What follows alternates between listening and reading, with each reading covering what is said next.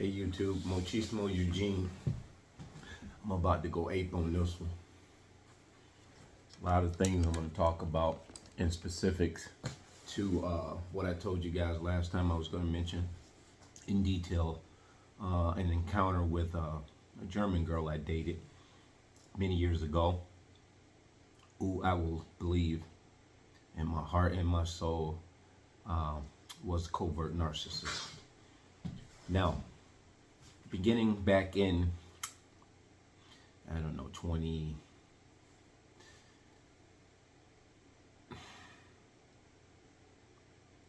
this was immediately after my twins' mom and that encounter. I had gotten involved with a mulatto girl. This is biracial. We call them mulattoes back home. And I got involved with her shortly after the demise or the breakup of me and the twins' mom, who had me excommunicated from the house. That will be a video one day. But out of respect for my children and different things, anyway, I was about to tell you something about a CPS investigation I just got here recently. There's just so much I could talk to you guys about here and there, but let's stay on subject.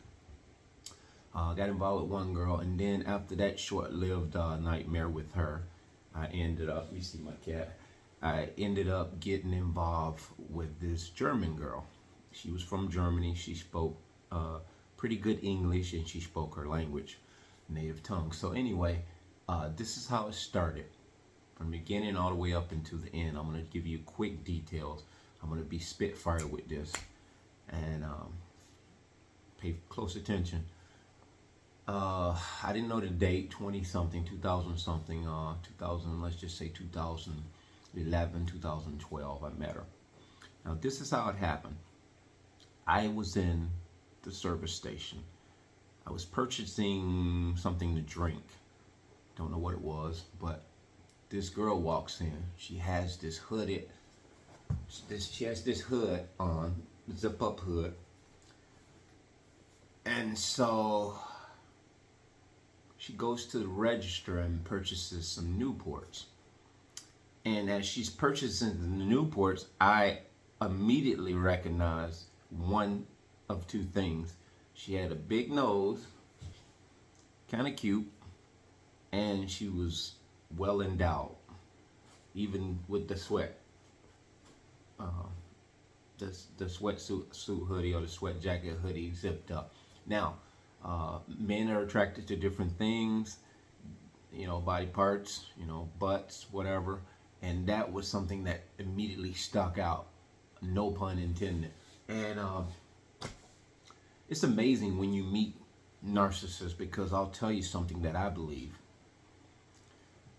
And this is because, obviously I'm not even healed out of situations that were nightmares to begin with. So I have a little hiatus, and then before you know it, I'm in something else. And now it's something interesting about narcissists. We already know that they know when you're vibrating very low. They know when you're hungry, thirsty. They know. They can sense it. But something else about narcissists that I have discovered that a lot of you probably don't know, and I'm going to put you up to speed on this.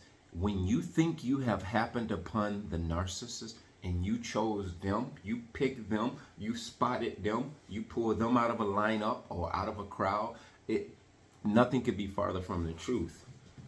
They picked you, and they watched you.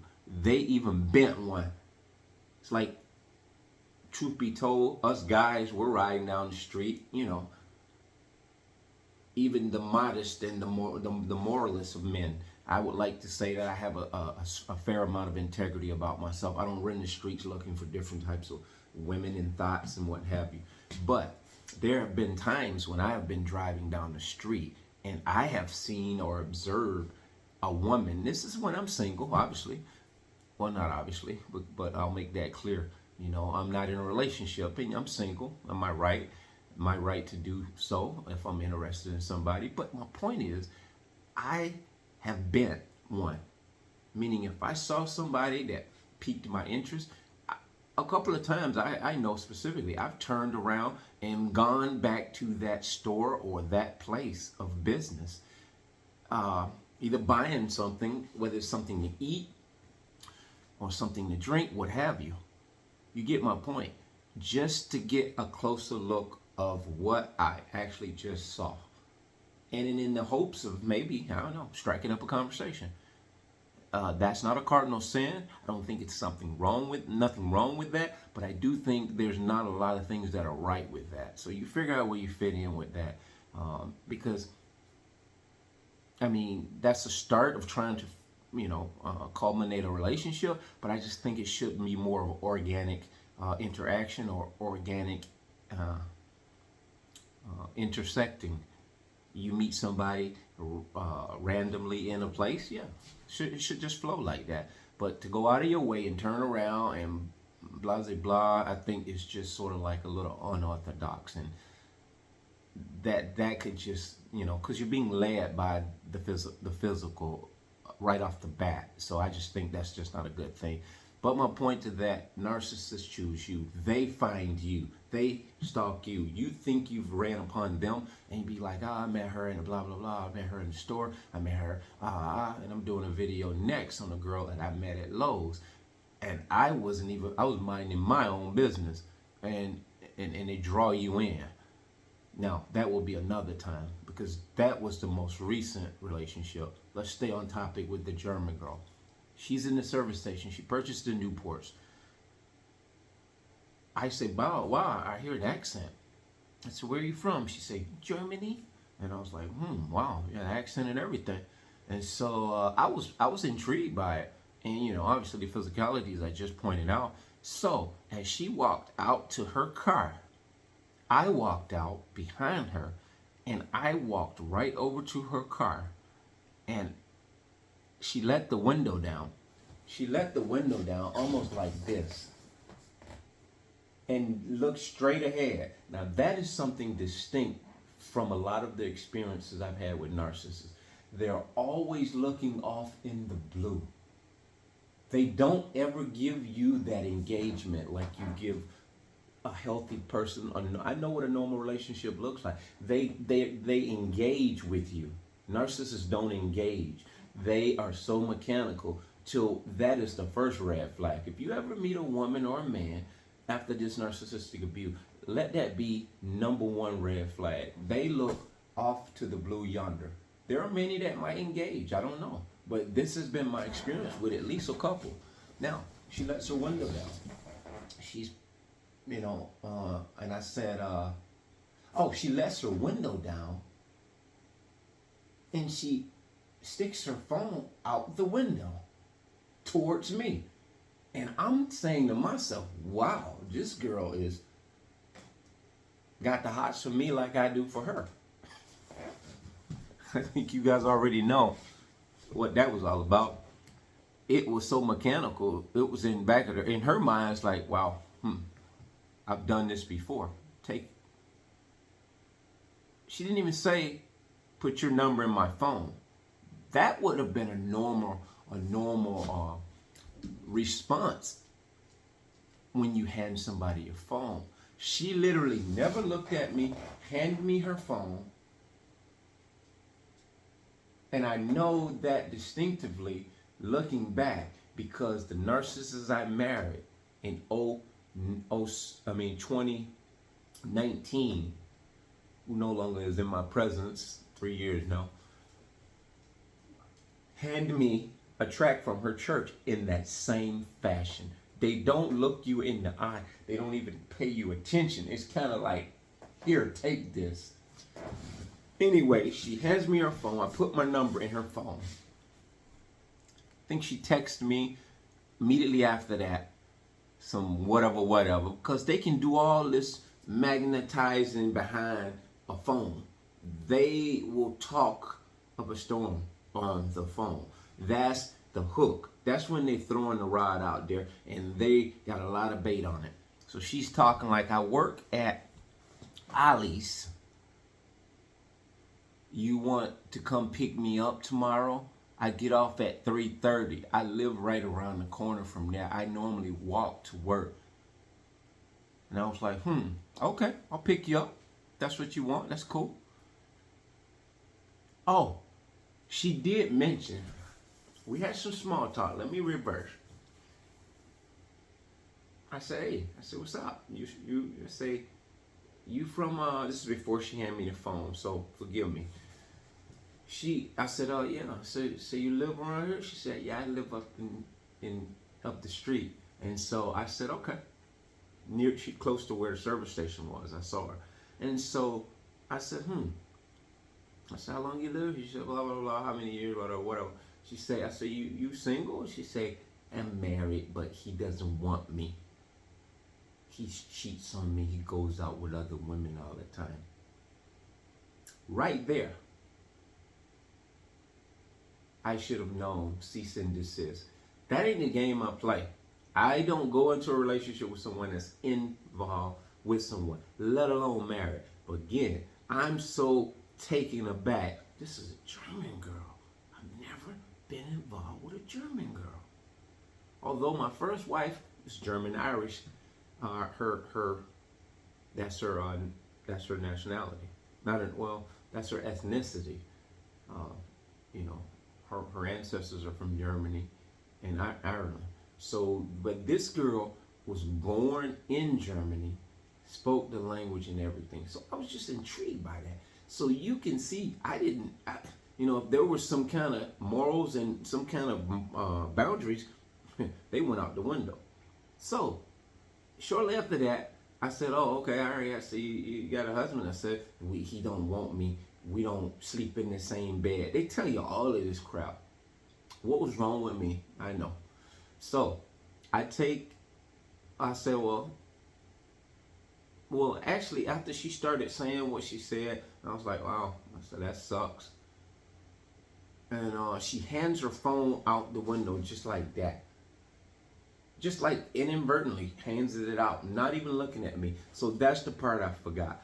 Anyway, give me her number. She tells me, she texts me up a storm that night. I work at Ollie's. You want to come pick me up tomorrow? I get off at 3:30. I live around the corner from there. I walk to work. So 3:30 come, 3 o'clock, whatever it was, and I pick her up. I come. She comes right out, jumps in the car. Hi. I'm like, hey, how you doing? I'm really feeling this girl. And I said, where you live? She said, I'll show you right around the corner. It's not that far. So I pull up to her house, which is like literally less than a minute. I pull up to her house. I see a car in the yard, parked. I see two cars. She said, that's my silver car. I said, who the red car belong to? She said, that's his. I said, his? Who? Your husband? She said, yeah. She said, but he don't care. You want to come in? I say, your husband still live here?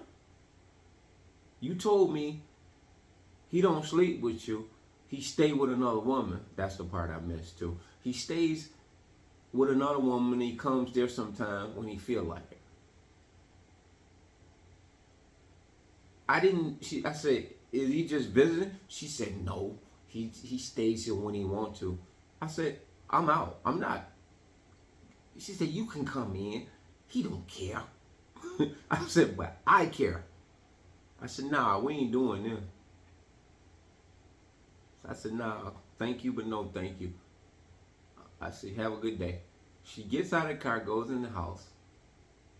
I back out, proceed to go my merry way. She's texting me, blah, blah, blah, blah, blah. I'm sorry, I didn't mean, I don't want you to get in, blah, blah, blah. I don't want you to get in no problems with him. He not going to do anything to you, but I understand you didn't want to come in. Maybe I can come to your house. A lot of things here I shouldn't have done. I shouldn't have proceeded.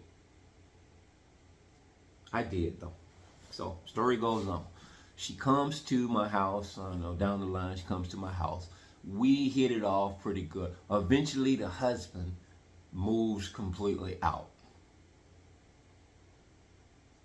Now, in my mind, I'm comfortable, or not even comfortable. I don't know how I got from not even wanting to go near her house to ended up going. I know how I got there because this is what they do.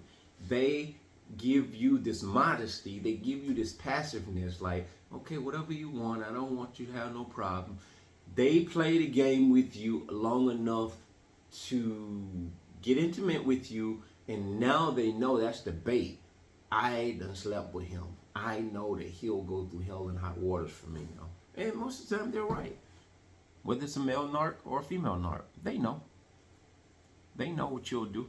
Ladies, they know what you'll do, guys. And so I ended up going to her house, and I met her daughters. Beautiful, beautiful, beautiful, awesome girls. They were at the time about 9 and 8. 8 and 9. Because I dated her 4. Looking back, I looked at the timeline about 4.5, 5 years with the up and down BS, with the foolery and the cuckoo-ness, which I'll get to in a minute. Anyway, we went through the little relationship, and I think at first what I began to do, I accepted getting involved with her, but I didn't readily start going to her house.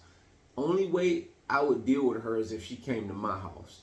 And obviously, and I had custody of my, no, I didn't have custody of my twin. I was actually, nope, I didn't have custody of my children at the time. I was getting visitations with them, and I was getting days with them. So the point to that is, I wouldn't go to her house, but I allowed her to come here. And so eventually, I told her, if you want to sleep over or stay over, you know, you can bring the girls, and all you guys can stay over. We got plenty of room. So it came a time where her 2 girls, and when my twins were here, when I had them, it was just a blended family, and the girls were awesome to the kids. You know, God forbid that they grew up narcissistic. I think maybe the older one is very much a narcissist, because she kept the evil little secret about her mom being such a whore and a slut and a pig and a dog and all the other things that you could name with these people. Just all the sleeping around. The older child knew about it. She almost let it out the bag one day. She was like, "You gonna tell him?" And this is like 2 years into the relationship, where she was doing all kind of kooky stuff when she got me into her fangs. And daughter looked at her like with defiance, like, "You're gonna tell him, or I'm gonna tell him? Or you want me to tell him?" She's like, "Shut your mouth." And I never heard another word about it. That girl was that close to telling me that my mom's a slut. She's got a lot of men. I don't know what she was gonna tell me, but she was gonna air it out. Never happened. But anyway, the girl used to stay here with me, and the kids used to stay here and there. Now, the nights when she didn't have her children, because she was sharing parenting time with her daughters, at the same time I was sharing parenting time with my children. We were both going through that era. So it was kind of like, you know, when I didn't have my children, there were times when she didn't have her girls. So it was just me and her time. Now, she was working at the pharmacy of one of these medical institutions here, right up the road from where I live. So that point, she would get off work and come right to my house and sleep over, and we would just have awesome interactions, if you will. And it always is awesome, because it's you that's actually bringing the fireworks. You just think that person is likewise going the distance. And of course, I think maybe she was a very, very sexual addicted person. So I guess she brought her own thunder, not only with me though. So we would just a relationship, do the things, and then we would hang out. The thing about her, she had a lot of childlike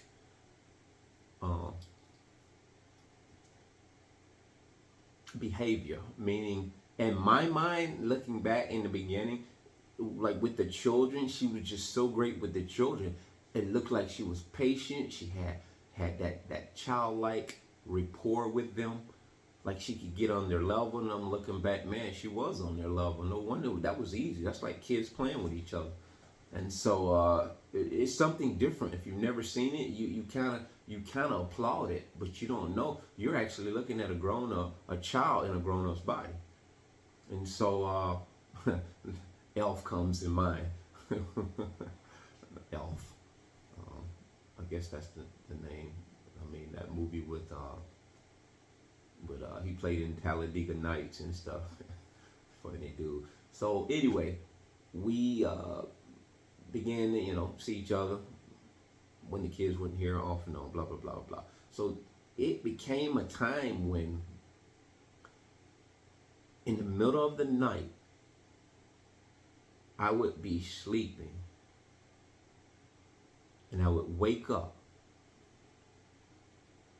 and to go to the bathroom and to find my kitchen door, which leads to my back outside door, wide open. I go outside, her car is nowhere to be found.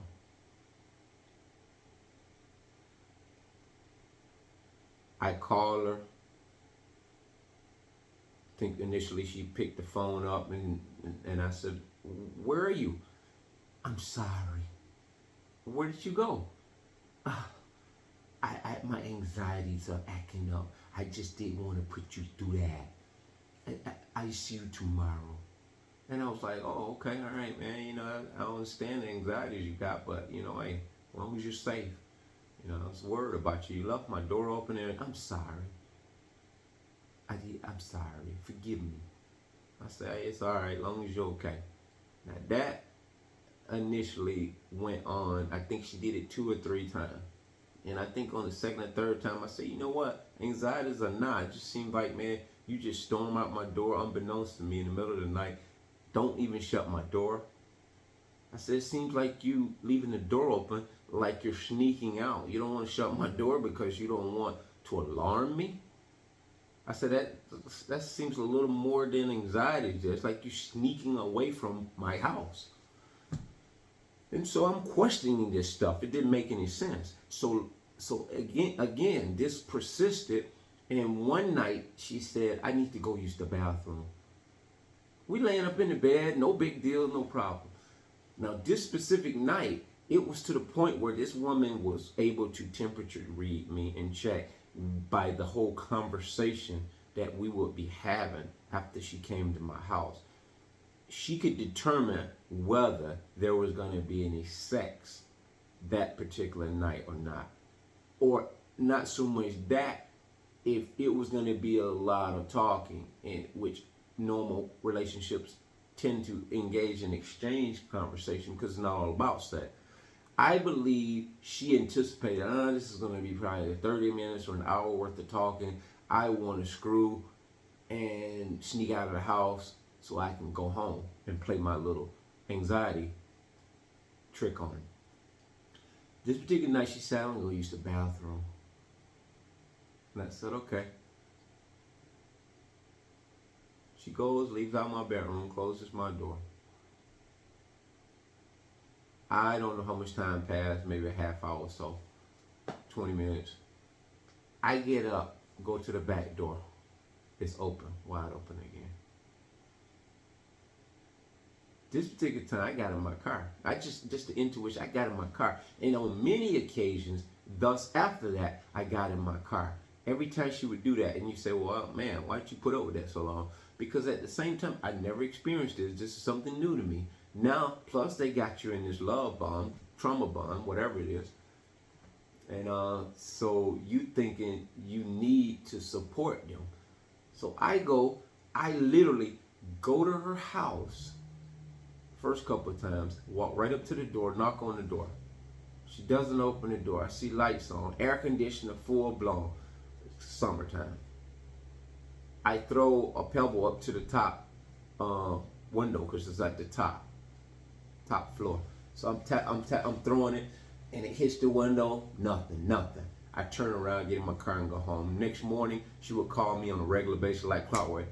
"Hello, have a blessed day. I just want to say, have a blessed day. Calvin, I just want to say, have a blessed day." I said, "Okay, all right. You too." Like nothing never happened. This is what they do. I didn't know that at the time. Trying to show you where this was a narcissist without me even knowing it. And it took 20 to 2019 for me to realize and God to wake me up to what these entities are. I've dealt with so many of them. Looking back, and as time persists and goes on, I reminisce, lightly reminisce, or just think back because it's automatic. Our brain goes back to some of the stuff that we went through in past relationships without us even deliberately doing this. This automatic. It's automatic because of the healing that you're going through, because of the destroying of the cognitive dissonance, the destroying of weak boundaries, and all of this stuff. When you're healing, you begin to when you're healing, you start seeing. When you start seeing, then you start realizing you've been involved with one or more of these people in the past. They just were the ones that didn't accomplish what they set out to do. Although they tried, in comparison to the ones that really beat us down, they were just child's play. But the devil always sends another one. He sends another one. He sends another one to destroy the chosen one. So, connecting back to where I left off, I would go to her house persistently. And I'm going to tell you guys something, full disclosure, because I know I'm not the only one that's done this. And that's why I need to go hard on this one. And I've heard some of the content creators here saying, and I heard someone say it in this way. They say when you find yourself having to record your partner or your intimate significant other or whatnot, there is a red flag there, right there. That very well could be a narcissist. I didn't get the memo back when I was seeing this girl. Of course, yeah, I went and bought a digital recorder because, as I said, I go to her house, knock on the door, no response, nothing. There was one occasion when I went to her house, knocked on the door. I could actually see her. Well, actually, I went to the door, knocked on the door. I began to go to her house immediately after I discovered she was gone, and I would leave my car over to a housing complex across the street, and I would sneak over to her front door. And this particular night, I didn't even knock on the door. I just peeked through the front window of the front door. And as you go in her front door, it goes straight up the stairs. And at the top of the stairs is the bathroom door. The bathroom door was open and the light was on. So I just peeked in that window for probably 15, 20 minutes. And what I saw was her walk to the bathroom naked.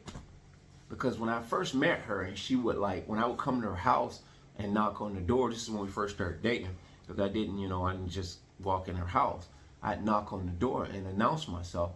And she would be standing at the top of the stairs in her bathroom, brushing her teeth or combing her hair, butt naked. And I would always tell her, I say, you know what? You don't have a curtain on that window. Mailman coming. I say, I could see everything from the front door. She said, nobody's looking at me. They always say that. Nobody's looking at me. Nobody cares.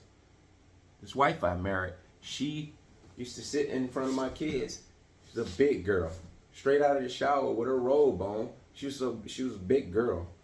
Sit with her legs wide open, with just fanning her legs, I guess, and her son, autistic son, sitting across from her. And I'm like, hey, can you, hinting to her, like, can you, he don't want me. I said, I hope he don't want you. This is what they say. Most asinine response. So anyway, to the German girl, she's like, nobody's looking. The mailman don't want me. This is what they do because they need for you to get uptight about it.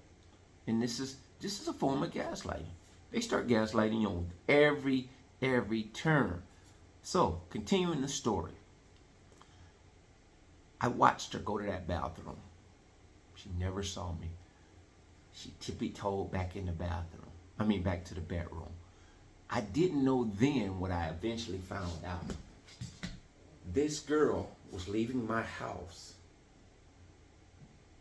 because I had put the recorder in the mailbox. I think one time I went to her house because at this point I had the keys. I went upstairs, I placed the recorder under the bed. And the stuff that I ended up hearing on that recorder, a little bit muffled, but it was definitely another guy. She was sleeping with another guy. And this is when I believe I had stopped dealing with her. Just told her, stay away from my house, you're too crazy. This was all leaving my house and stuff. And so little did she know that I was sneaking over there occasionally to plant the recorder. But the thing was, I was getting distance, but she was like blowing my phone up. I don't want nobody else. I love you. Blah blah blah. I'm gonna come back. Please give me another chance. Give me another chance. Just blowing that phone up. This is that Hoover stuff. And so she would show up at my house unannounced, all kinds of stuff. And so there was that, that was that attachment issue that, you and them have. And you find yourself reneging on your commitment and your boundaries to just keep them people away from you. Now again, I didn't know anything about narcissists. I just know she was super weird. So what I ended up doing, I gathered that recording and I just never spoke on it. I never spoke on it. That has been my blessing because I've been able to see things and get cues from things, and I'm able to hush up about it. And so the thing about it, we ended up, I don't know, I don't even think I never reconnected because I knew there was something going on. So eventually, I was in college at this time, junior college. So she texts me saying, oh, I'm in school for math and English. And I say, you got in school? I said, I didn't know. I said, you didn't even say nothing about it. Oh, I was wanting to do something I need to learn. You want to come visit me in my class? I didn't say anything. I didn't reply to that, but after my class was over, I decided to go over there just because I was like, let me see if this girl really in school. So I go over there. This is what they do. They'll text you and tell you to come see them. And then they'll even plot and try to make it look like you stalking them. To which I don't think this was the case, but I went over there. I know what the case was. I went over there and I walked past the door just so the teacher could see me. I didn't want to disrupt the class. And he was like, oh, you can come in. I was like, no, I just want to speak to one of your students. And I peeked over and let her saw me. And I just waved at her like that. What I saw, and I remember distinctively, was a guy that was sitting right behind her, had his hat turned to the side. That was the reason why she was in that class. Sometimes when they got the new supply and you see them somewhere in a group of people, most often that new supply is in that group. I'm going to show you how I know that, because shortly thereafter I was jogging one morning, and this is going to be this is coming to a close. I was running because I run the short distance or long distance 10-mile run in our area here. I used to. And so I was just running that particular morning. I wasn't really even training for the marathon, but I was running. I guess I was just trying to release a lot of toxicity that had came over me in the last few years. Just give me some solace. But when I got back to my house, I didn't even cool down. Something told me to get in my car and just drive over to her house. Beautiful hot morning. It was early that morning. I said, man, if I'm going to see what I need to see, this girl keep blowing my phone up. I need to go over there because I feel like if it was something going down, it would be now. They would be over there already. When I drive up behind her car, which is just pulling in. Guess who hops out of the driver's side? The same guy that I remember seeing in that school classroom that's sitting behind her. I didn't even have my shirt on. I was still sweating. I got out of my truck, left the door open. I don't know. I think I recorded it because I had actually pushed record on my phone and put it on the dashboard because I didn't. If it was been a problematic situation, I didn't want no problems. And there was a time I went to her house one night to check on her.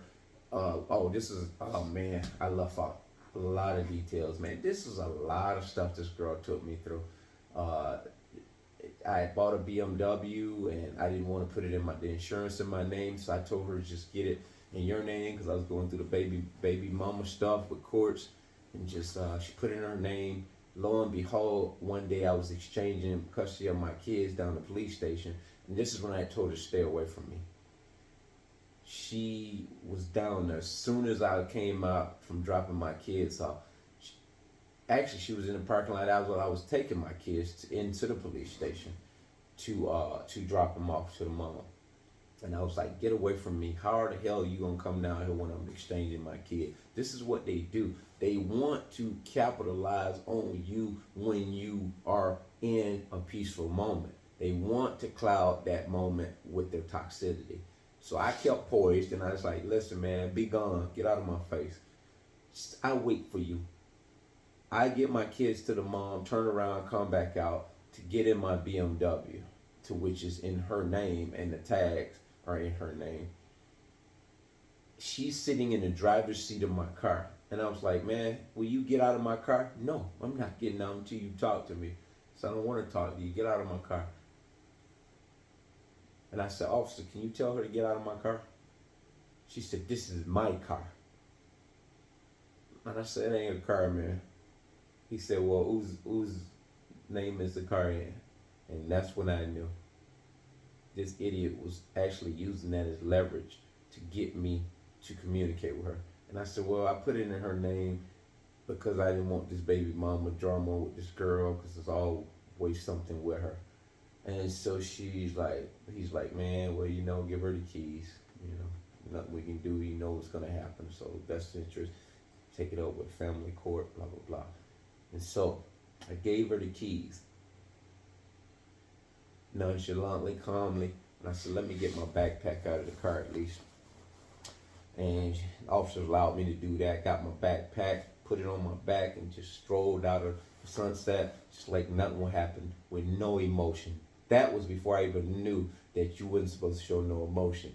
I showed her no emotion. Like that didn't even bother me. I was only a 10-minute walk back to my house, fortunately. And when I got back to by the time I got back to my house, she was driving up in my yard. And I said, get the hell out of my yard, you lunatic ass woman. Kelby, I just wanted to talk to you. And I said, I said, listen, don't talk to me, you psycho. She said, you want me to go get your car? I'll go get it. I'll go get it. I said some obscenities. I say, listen, man. So you think that bothers me? I ain't even worried about that. And I said, get out of my yard. Don't ever come back. And so what she did was, I think she went and got the car. She was in her car. She left my car down the police station parking lot. So she eventually went and got my car, but she drove it to her house. I now know this dude helped her drive. She drove the BMW and he drove her car. I didn't know she could drive a stick. But anyway, it ended up in her yard. So I drove with her one day and I saw it. And I went over and I asked the police for me to get my car. And she made a big fuss out of it, where the police were like, you want to press charges against her? And they asked her, did she want to press charges? And I was like, neither one of us want to press charges. She's talking about, I just want him to, he can take the car. So somehow or another, she let me take the car. But at some point, when I got the car, I took it to a repair shop up the road from my house. I go back to pick the car up. She done took the tags off of her car because they were in her name. Thereby, I'm not able to drive the car, which was fine. What did I do to end up getting the title in my name? I need to remember this because you know what?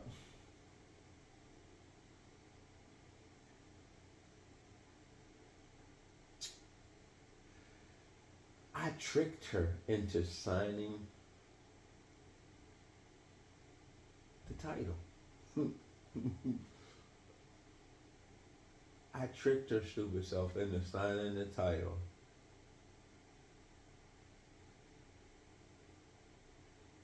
I think I told her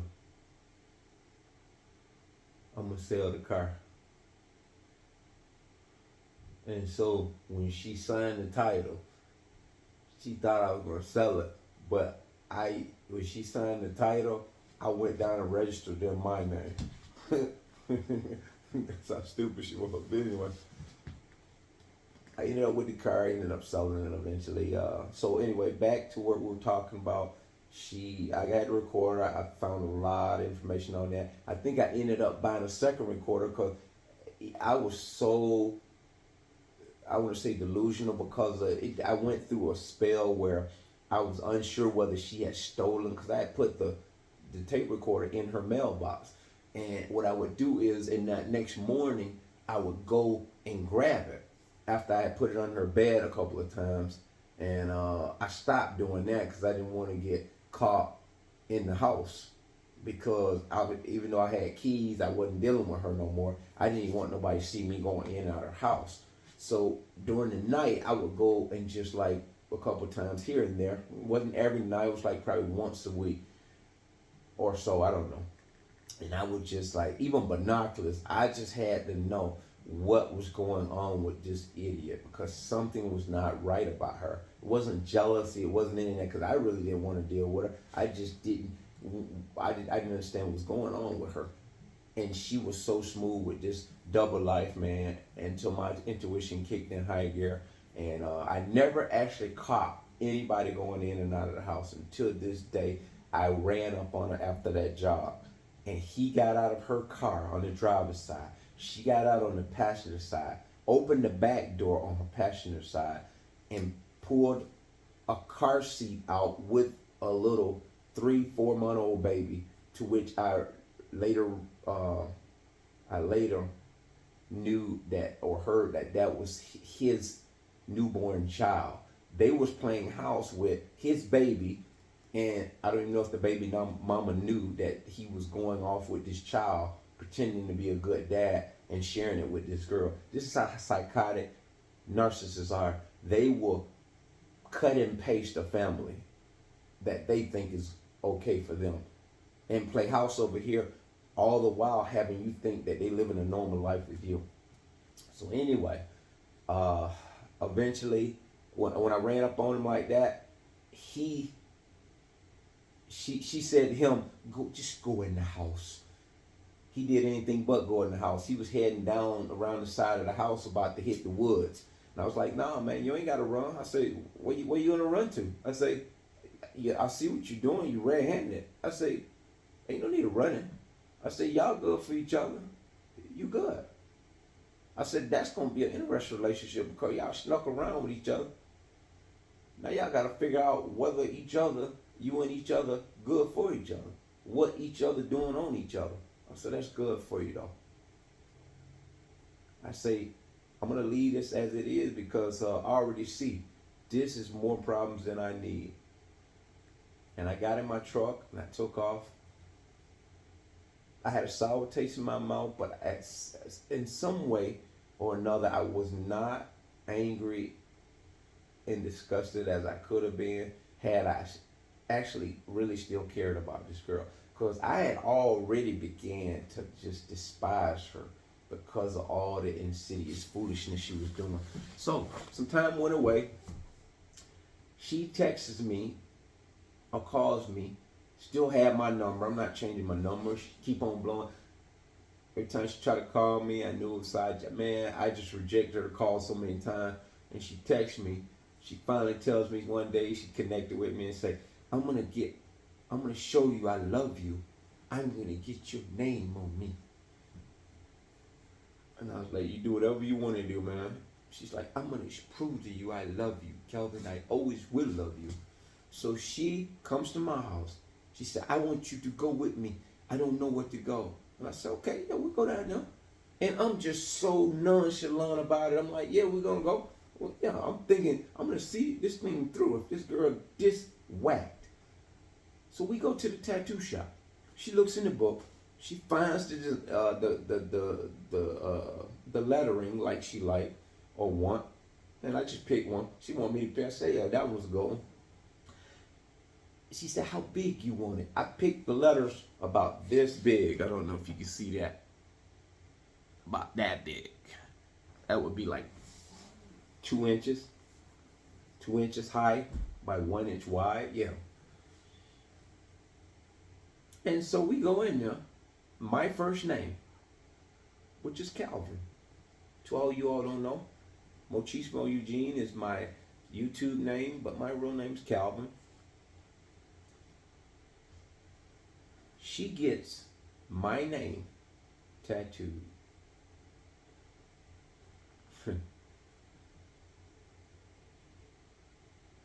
On her vagina.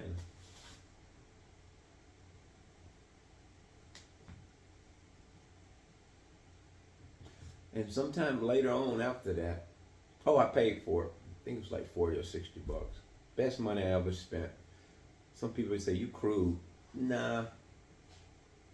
These people make choices in their life. I just consented. I just saw her off.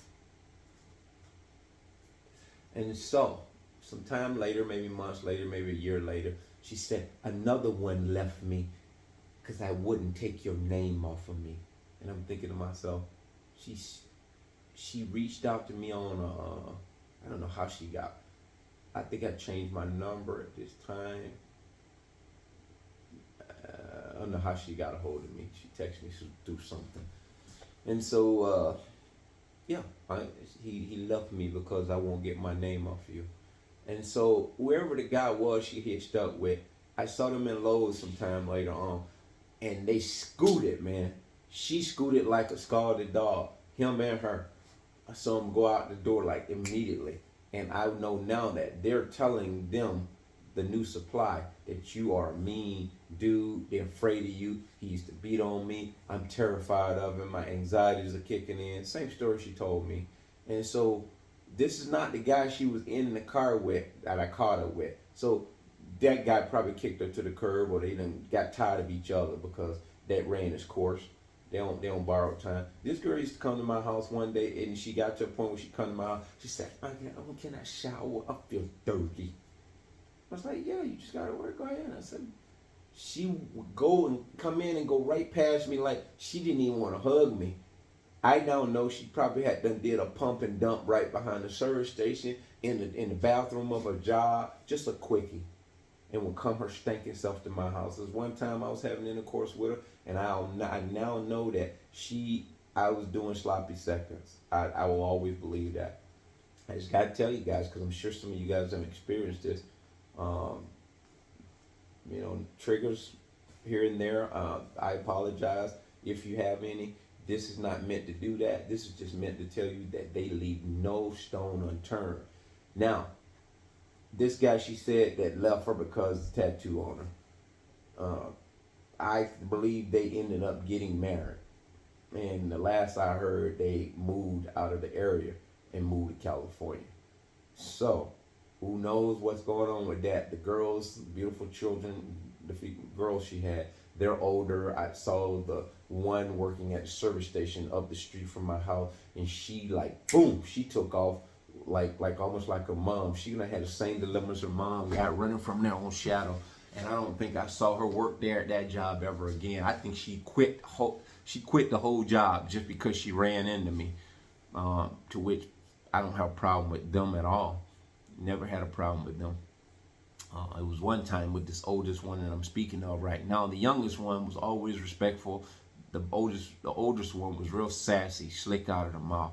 But one day, the oldest one, I was sitting in the living room, and like so, and I'm looking at the TV, the TV looking at me, not really watching TV, not a TV person, but I was just engaged in the TV because something in there is just living room. Mom's in the kitchen doing something, fixing something to eat, I guess.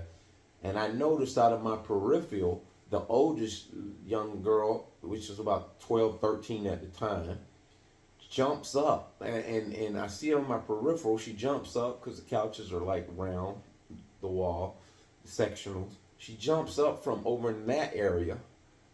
And in my peripheral, she jumps over and gets closer, like right here.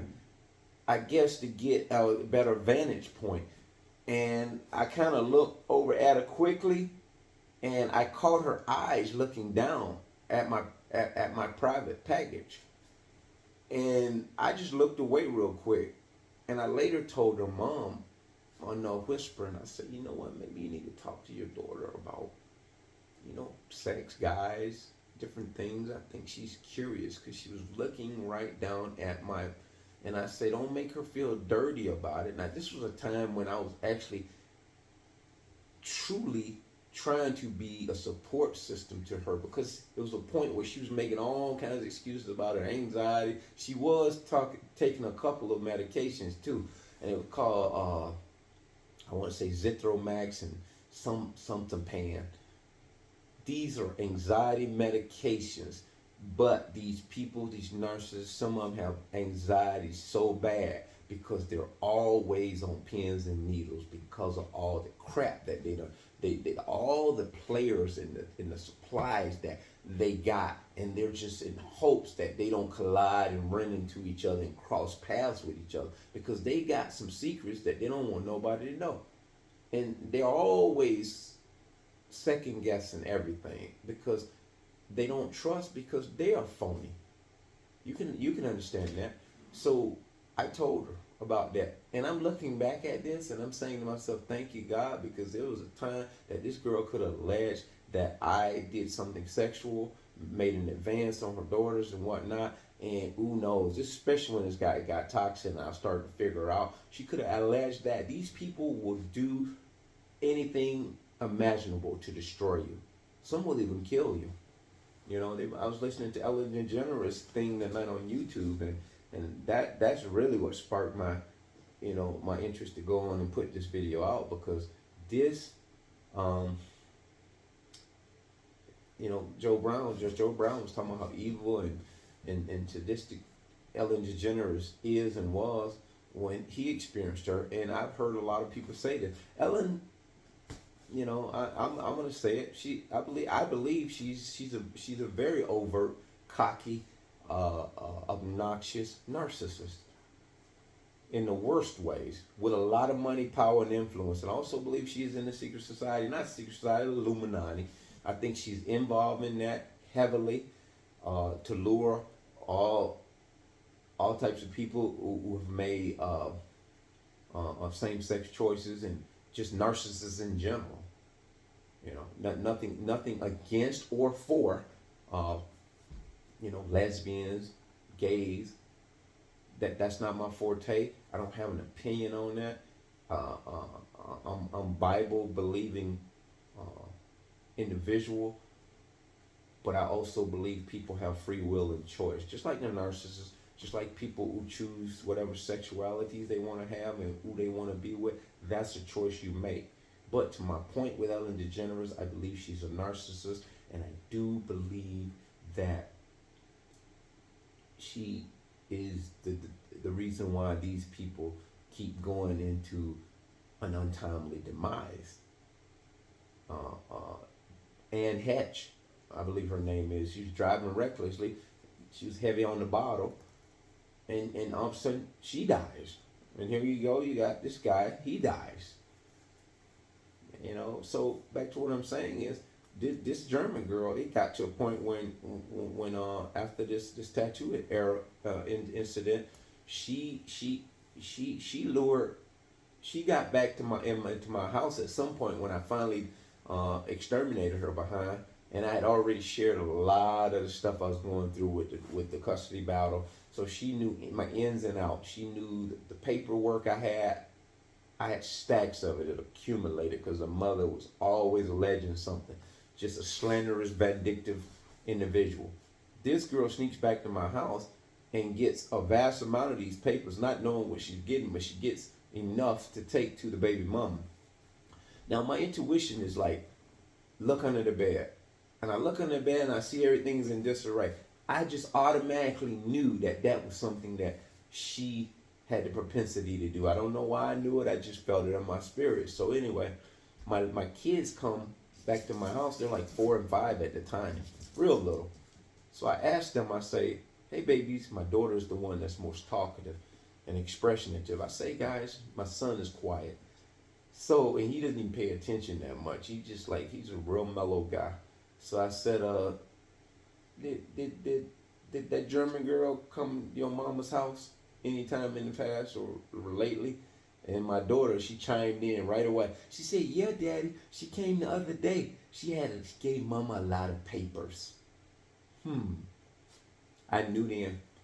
So what she gave to Mama was a lot of stuff to let her know that I had her ass straight to the wall. Because everything I had on her was the God honest truth. All the medical records where she was just profusely taking my kids to the doctor. That's a thing in itself too. You just don't know, people. It's a lot of layers to what's going on in my life. But God is good about it. So anyway, but you go through these things because of our choices. You're supposed to learn and develop through this. The narcissist came to make you aware of how much God is trying to bless you. If that makes any sense. I know some of you can't believe that, but you're alive. You're alive. Now you just need to thrive. She gave her the papers. That ain't the tip of the iceberg. I go to one of my court dates with the mother. I'm still in a custody battle. Lo and behold, the German girl is sitting beside the mother, holding hands in the hallway corridors while awaiting our turn to be called into court. I walk past them, me and one of the sheriff's officers that are, hired within the courts to just, be the peacemakers and whatnot, go through the metal detectors. We had became good, close friends, I want to say. And to this day, we're good friends. I just saw him at Home Depot the other night. To which I'm forever grateful. He's the reason why I'm not behind bars, and the twins' mom is not somewhere that, that she probably, you can fill in the blanks, because I've never had those thoughts and propensity to do things that I believe at one point in my life. When you go to court and you just give up, that was the day I believe I had just given up, because these people were just, it was a slow bleed, and I don't think they were even concerned about the truth. And so he saw a look in my eyes and he said, I see a look in your eyes, I don't like it, let me walk out with you. And that's what changed, and that turned the tides on this situation, and I'm forever grateful to him for that. See, the devil's been trying to take me out for a long time, but God sent good people to intercept that thing. Now, she was sitting in the corridors. I told him, wait, let me say something. He was like, hey, just walk right past him. I said, no, I'm good. I said, I'm going to stand on what I say here. And I walked over to both of them, and I looked them in the eye, and I said, 10 of you idiots, demons, could not beat me in court. 10 of you. I don't know what compelled me to say that, but it came from the deepest cores of my heart, because I needed to speak to the devil and let him know I'm not afraid of you, man. I stand on everything I say. I believe everything I say. I'll talk about the good, bad, and the ugly about me. I'll tell on myself, you ain't got nothing new to tell. And I told the judge one time, nobody can tell the truth about me better than me. I know me, and I'm going to tell you stuff that they probably even never heard about of me. And I don't mean that in a braggadocious way. When you get to a point where you can tell the people that it concerns when you can tell them the God honest truth with no shame, no embarrassment. You can tell them how bad of a person you have been. You can tell them the things and the mistakes that you have made. But you can also show them this is who I am today because of those things. I don't live in that. You can bring it up all you want. I don't live in that. I'm blessed and I'm okay with whatever you guys know about me. Because I ain't running from nothing. So when I tell you everything about me, now you have to realize, why is there been so much persistent in trying to get my story out about me? That seems like somebody's throwing rocks and hiding their hands, as we say back home. So they went in and she didn't say much, the German girl. And I remember one time the German girl had me in court up on a bogus domestic, to which she didn't even show up no more. She got restraining order and everything. I don't know, I can't really put that in context, but it was so frivolous, it didn't go nowhere. I guess she was trying to do the 1-2 punch, do the same thing the baby mama was doing. So two people saying the same thing can't be wrong. It just wasn't in the cards for him, man. And I had sure faith in this. And I had to stand in the truth of the things that they were alleging and some that were true. I had to, instead of pushing against those things, like, oh, I ain't do that. I was giving those things more adrenaline, to the point where the judge was looking at me like, you know what, this man is not, there's no bars can hold him. He's gonna speak that truth louder than they're speaking it. And they tried to use my prison conviction 20 some years ago. And when they chimed in on that, I said, I'm glad they brought that up, because you know what? 20 years strong, I've not even had as much as, other than a parking ticket here or there, and maybe 1 or 2 speeding tickets. I say that's like a serial killer. Just kills, and then he just go in retirement for 20 years. It doesn't work that way. I say a pattern is a pattern. So all the things that they were mentioning, I disclosed to them when I met them. I was honest. I was open. I was straightforward. I was forthcoming. They were deceitful. They was deceptive. They were liars. And it worked out for me. So anybody listening to this, don't run from your past. Embrace your past, especially if it made you who you are today. Now, this is an hour-long video. I hope somebody gets blessed by it, because you know what? There's so much more context to this story, but that's a big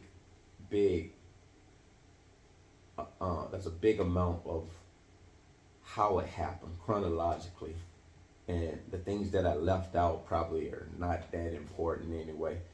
But this girl took me on a rodeo of a ride for some time, and you know, it's always the heartbreaking thing, if that's a word. I don't know. Heart's not broken.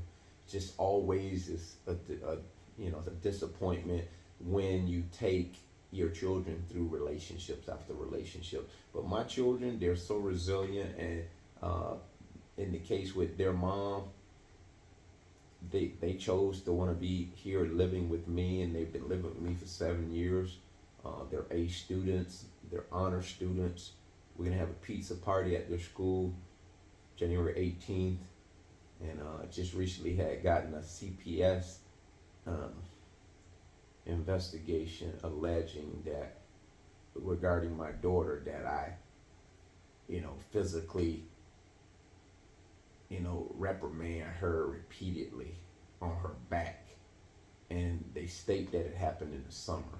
But the person called it in on the 6th of December.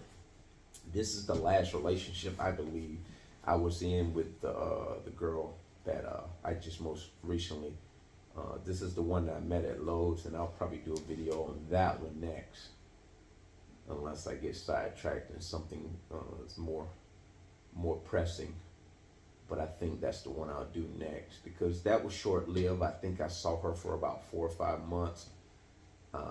There were indicators that she was at least borderline personality disorder, to which I spoke to her in specific to that after one of her little meltdowns and semi slight weak gaslighting she tried to do with me one night.